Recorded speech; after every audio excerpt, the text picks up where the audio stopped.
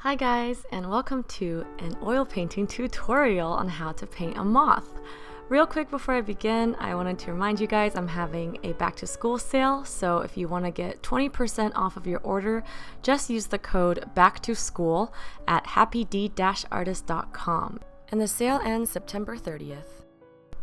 So I know I haven't done an oil painting tutorial in a while, and I'm really grateful for everyone's patience in dealing with me and waiting for this tutorial. I know so many of you have requested to see how I paint moths and butterflies, and I really hope you guys enjoy this one. I'm gonna try my best to explain everything. The piece I'm working on is actually a full portrait of an albino girl with this rosy maple moth sitting on top of her head, and I will have a full time lapse of the entire piece out for you soon, but for the time being, let's just focus on this moth. So as you can see here, I've already sketched out the outline with a thin layer of light gray paint. I'm actually using Portland Gray Light from Gamblin, but if you don't have it, you can always mix your own light gray paint by using a lot of white and a touch of black. And with oils, it's really important to keep your first layer thin. So with this first layer, I'm simply color blocking. I'm using a mixture of pinks and yellows to get the beautiful eye-catching pattern that is very specific and very unique to this breed of moth. And again, this type of moth is called the rosy maple moth.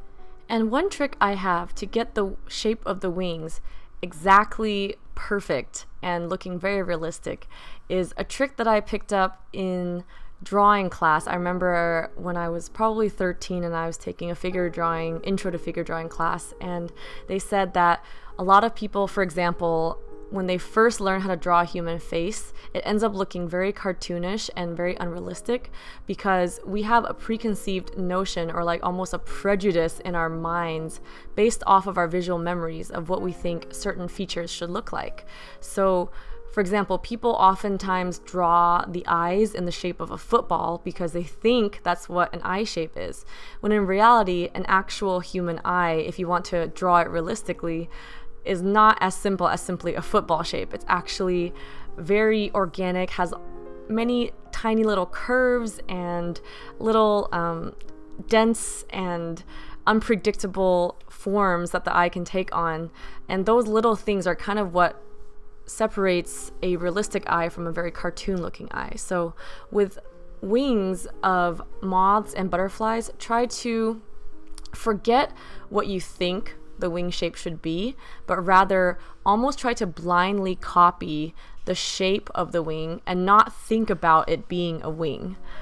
So a lot of times when people were trying to draw eyes, instead of being cognizant of the fact that you're drawing an eye and trying to make it into that eye shape that you think the eye should be shaped like, just almost act as if you're copying a random shape and you're just simply trying to duplicate it as faithfully as you can.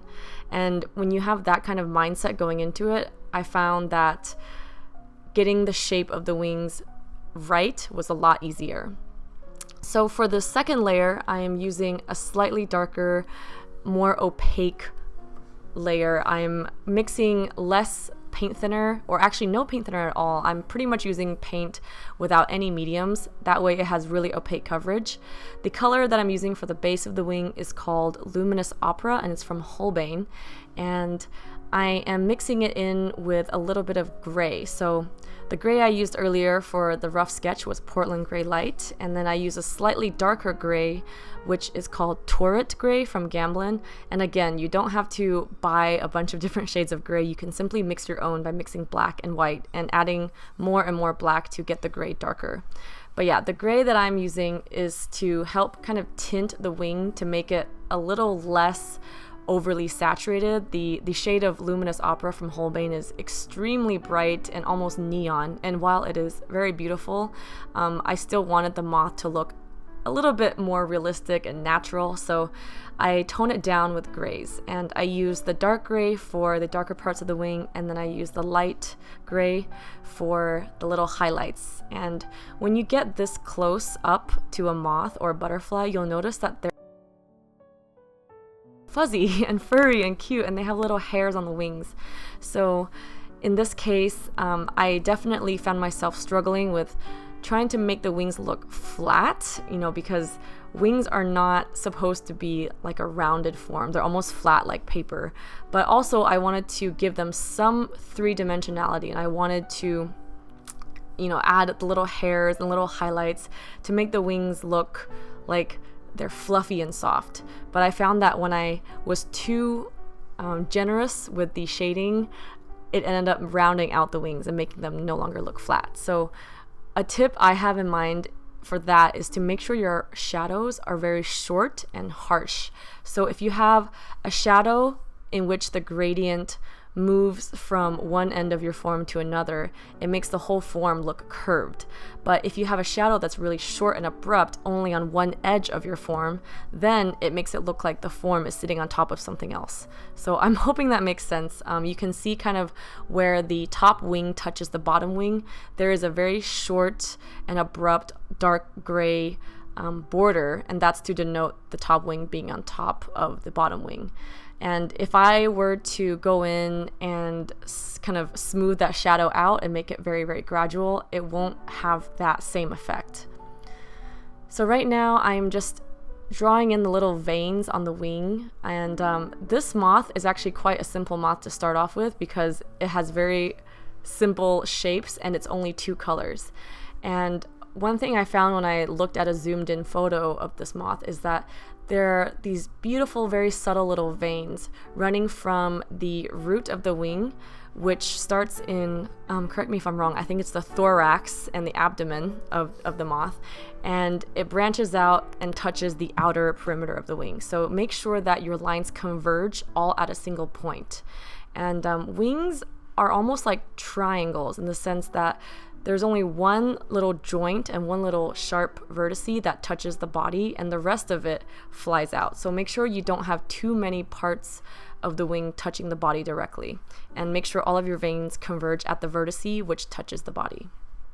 And then for the head of the moth and the abdomen, I am just using various shades of yellow that I tint with the same types of grays. And the yellow that I'm using is called cadmium yellow medium. Like usual, I like to tint the yellow because it is so saturated and so bright. I tint it with various shades of gray to give it a more natural look.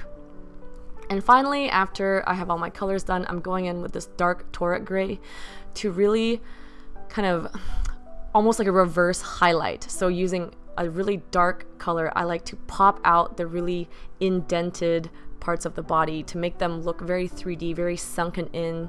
And this is how you add dimensionality to any form you're working on, whether it's a moth or a face or hair. You want to reserve those very harsh highlights and very deep shadows to use to a minimum, and when you use them sparingly, they really have the most effect and the highest impact. So I am pretty much reaching the end of this tutorial. Right now I am just refining and doing some final touches, and this is kind of my most favorite part of the painting process, just adding in the little details and little polishes to perfect it more and make it really come to life. And if I were to leave you guys with, I guess, a summary of the tips of how to paint a moth or a butterfly, it would be to start off your first layer with a very light sketch and then color block with a very thin wash. So use more medium, more paint thinner, and less oil paint, and that way you get almost a translucent wash, and it helps that layer dry more quickly, and also makes it easier to work with when you pile a second layer on top. With your second layer, use less or no medium at all to have more opaque coverage, and when you're dealing with the shape of the wings, don't try to think of what a wing should look like, but instead just copy the shape directly. Use a harsh, abrupt shadow that is short in width to denote a flat form, and also reserve your brightest highlights and darkest shadows to use sparingly to have the highest impact. Alright, I hope you guys enjoyed this tutorial. Thank you so much for watching, and I hope to catch you guys in the next video. Bye!